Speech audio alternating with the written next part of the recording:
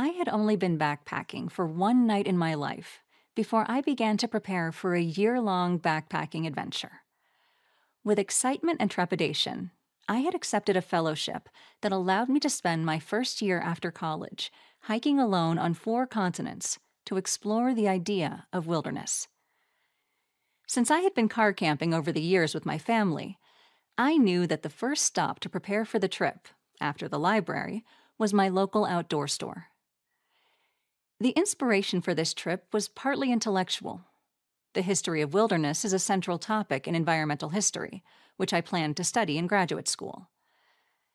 Before I started my studies, I wanted a better understanding of the wilds beyond the United States.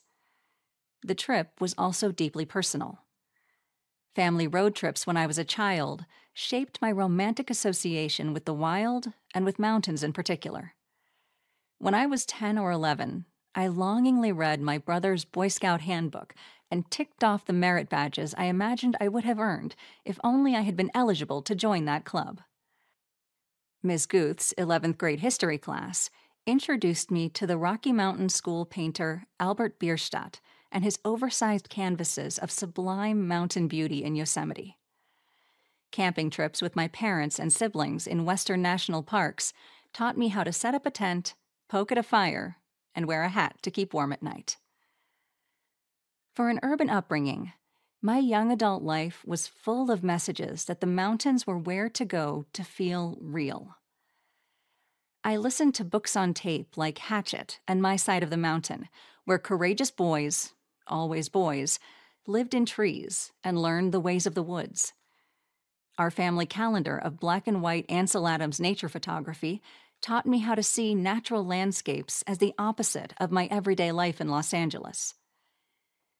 I had applied for the post-college fellowship because I saw it as my chance to become the outdoorsy person I wanted to be, which to me meant that I wanted to be self-reliant, brave, non-materialistic, physically strong, and competent at managing details and surviving.